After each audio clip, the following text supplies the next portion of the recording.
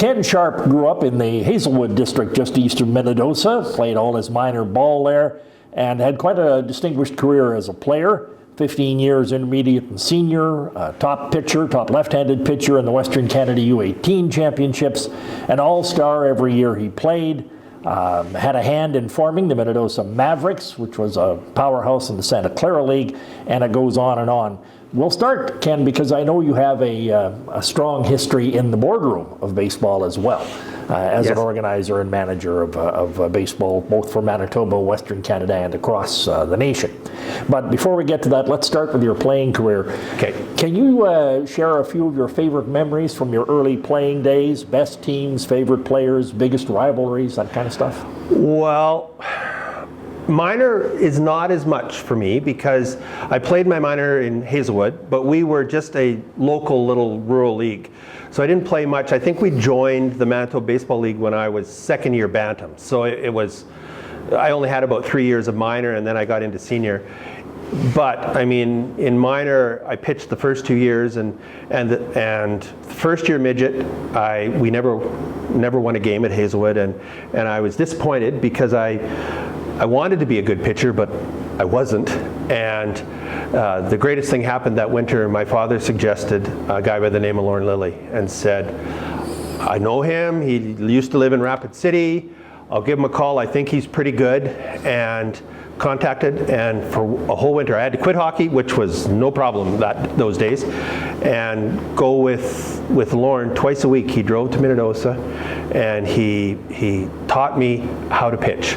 And I have related to many players all along. Like, I'm left-handed. I did not have to be as good. I mean, there's not as many of us, so but take every opportunity. That Lorne taught me, I mean, if somebody asks, go, because you leave it on the field. You play hard, you leave it on the field. If somebody asks you to go, you go with them, and you never know what you might pick up. So minor was that, and then I went from, we never won a game in first year midget. Second year midget, we actually didn't win either at Hazelwood. We were just a little local team.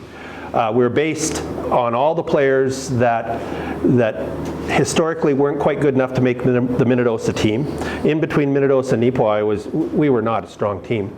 But I started out not winning a game in our league, and I ended up with top pitcher in Western Canada by the end. So that memory, and pitching in the Western Canadian Colt Midget, and we didn't have any of the pitch count rules or anything. I pitched 18 innings over the course of the weekend. I beat Saskatchewan, I got a save against Alberta, and I lost the final to BC. And I loved it. It was the best minor experience that I had ever had. For those who may not be familiar, Lorne Lilly is an icon in Manitoba baseball, and certainly in Western Manitoba. Yes. Pretty good pitcher himself. Yes. Would you number him among your mentors? Did he do things with you on technique and that sort of thing? Absolutely. We went all winter long, and one of our drills was I had to pitch. We were in the gym, I had to pitch, and I had to put a Kleenex on the floor, and I had to pick that Kleenex. I had to end with my hand at that Kleenex every pitch. And we must have went for, it would be 20 weeks, so 40 times, and we worked on that, and it was, yes, I credit him from I wasn't a bad pitcher, but I say that I learned how to throw from the shoulders up as opposed to using everything from the shoulders down. And he was technically, to teach technique, second to none. He was the best that I'd seen at that, because he could take what you did and say, you should do this, or you should do this, or whatever you had to do that would fix it. And if you were just not so stubborn that you would listen to him, you could get better. And I went the last year of midget. I played. I had my team at Hazelwood, but I also pitched for the Nipo Cubs in the senior league. Lorne was the coach, so he brought me along and let me pitch in that. What a fantastic experience, because if you missed when you're 16 to some of those great big American imports in the MSBL, I had one guy hit it to like Victoria and 18th Street on me, and so you had to be precise or you kissed it goodbye, and then you'd go back to midget and you'd miss a pitch, but the batter would miss it too, and you're going, okay, didn't hit that one, I'm okay, I could continue to go. So Lorne was tremendous coach. And then you moved into intermediate, and as you said, senior in the Manitoba Senior Baseball League, I assume. I only played that one league, Okay. 1 year in senior, and then I went. I had one of the first teams that always picked me up was Cardale, which was a little bit west of us, and they had a team in the intermediate league, and they just welcomed my wife and I into their community, and we became part of them, and I went and played for them because, I mean, when you're 19, 20, and at the time I had quit school at grade 10. I was a dairy farmer, and it's not like I'm going to the majors. So I wanted to enjoy what we were doing and have a tremendous atmosphere around how we played. So I played for a lot of years at Cardale up until we started the Mavericks. That's great you should mention that, because that was my next question. Tell me about how the Minnedosa Mavericks came to be. What sparked your interest in forming the club, and how did it happen? The Mavericks were born at my kitchen table.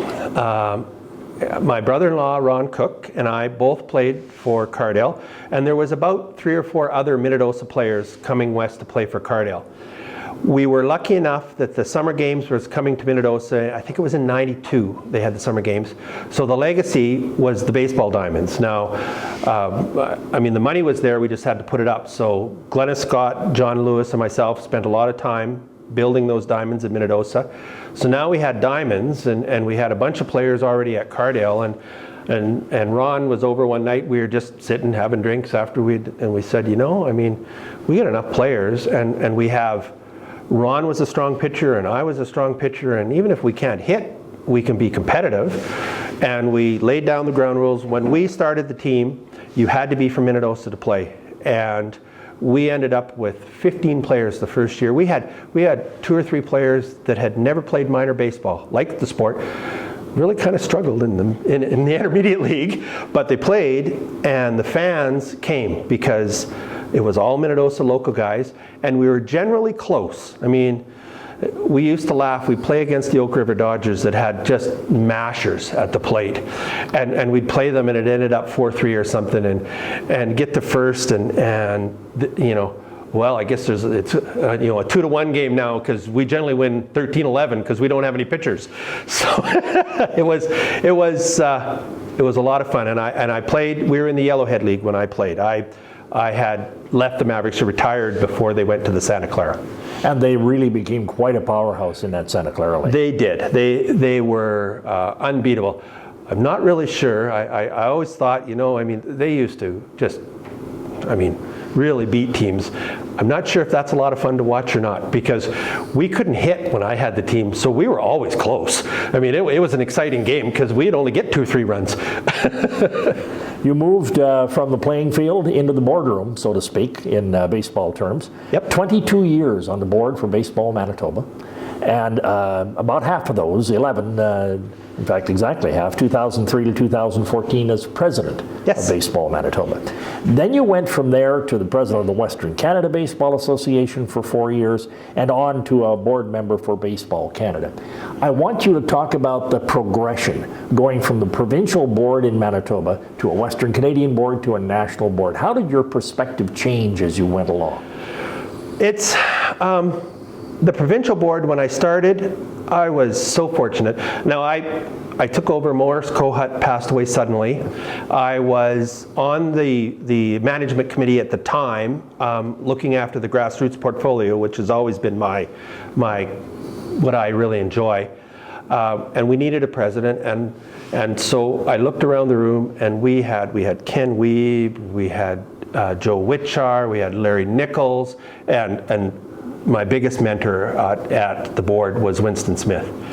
We had those people there, and so I took on as president. For the first 3 or 4 years, all I did was shut up and let them show me how to grow into being a leader. So that was a tremendous thing. I would have never got there without that group helping me to start with.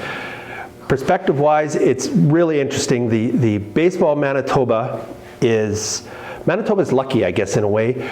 We don't have any rivals in baseball. We don't have Little League. We don't have academies that are trying to pull players away from us. So we have pretty good control of our players. So it was better or easier, I guess, to run our baseball programs not having people trying to be drawn away to other places. What I have learned that is a challenge in other provinces. There's where they have these ones trying to figure out how to attract the best players into their programs. But I just think it's baseball and it's across the country, and almost every province is trying to do the same thing. They're trying to attract the best athletes, get them to play.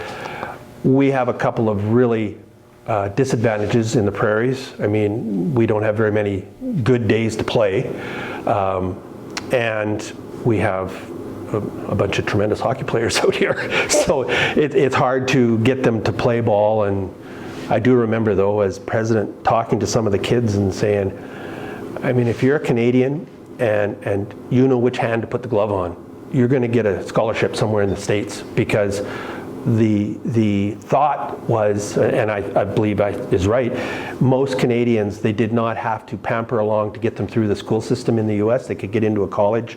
So then they would look at people from the prairies and go, you're that good and you only played 2 months. Can you imagine if we had you for 10? So you mix that with the fact that they didn't have to hire all kinds of tutors because we had passed grade 12 and we knew what we were doing, that there was a lot of the prairie players that got scholarships in the US. And when I was president, that was my goal. I mean, I think we only have one that ever made the majors, just Corey Koski. Other than that, if you could get a kid into a university, I thought our job was done as Manitoba. And I think a lot of the rest of the provinces, maybe aside from BC and Ontario, who have just massive numbers, that's what most their goal is that they get the kids into the college, and then what they do is up to them. You have a unique opportunity at this moment to talk to baseball organizers, baseball managers, and younger baseball players in Manitoba through this interview. And I'm going to ask you, what's your message to them? What's your advice after this tremendous career you've had on the field and in the boardroom and watching the development and leading and guiding the development of baseball across the country and in Manitoba? What's your advice to that group here in Manitoba who are trying to follow in those footsteps? When you get into the development of baseball, which is what I enjoy the most, which is up to 11U, that range, kids need to learn skills. And I have been pushing for a long time. Baseball is a very, very difficult sport.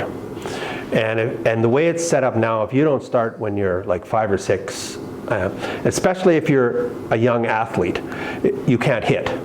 And if you can't hit, you don't have fun. And if you don't learn the skills, and we have some really good developmental like a great program to teach skills, you need to, as someone who is coaching, not be so concerned about wins and losses when you're 11 and under. Teach them skills. I asked Morgan Pena, who is my executive director for years and years, how long would it take him to teach a 12-year-old kid to pitch? He said, if he knows the right way to throw, I can do it in a week. So, and I sit on my own, but I don't think we should be pitching in 11U. That's just, and that is strictly mine, what I've seen. I think kids should be more engaged. We have pitch count rules that are really to save their arms. What it amounts to is teams with an overabundance of players, because if they get into a tournament and they get into Sunday, they got to have 12 kids that can pitch, and 12 and 15 kids on a team is too many to keep all of them engaged, because baseball, though I love it, is rather slow to a lot of people. And if you're just going out once in a while and playing in the outfield and then sitting on the bench, there's so many options nowadays. We have to do more to keep them going in baseball, and I truly believe, and again, this is my own, and I don't know if anybody shares it other than my family, because I rag on them all the time about it, is that if we had the pitching machine for 11U and lowered the number of players from 7 to 9, you could have a tremendous competition, and coaches then would have to teach about hitting the cutoff man and backing up a base, and instead of how do I manage my pitchers so that if I happen to get into Sunday, I have enough pitches left in Johnny's because we know we have a good team coming on. I think the emphasis would change then to skills. And the other thing is, if you're 10 years old and you're an athlete and you go, the Jays are doing really good. I think I'd like to play baseball. I've never done it before. If you had the ability to stand in with a pitching machine and not be afraid of the ball hitting you, an athlete can become a hitter. When you go into the 11U now with the pitching, either you hit somebody who is really strong and you can't hit them, or you hit a weaker team and they can't throw a strike. Either way, small 11-year-old athletes and 10-year-old athletes are bored and they go to something else. So I think we have to be ready to adapt the game to keep attracting, because there's a lot of sports, a lot of things, activities now trying to draw these kids in, and baseball is the best sport in the world, but it can be kind of slow. It's all about engagement, and I don't think there's any argument that anybody has been as engaged as you have been. Thank you for your time and all your effort. Ken Sharpe, a member of the Manitoba Baseball Hall of Fame. Thank you. It's a real honor.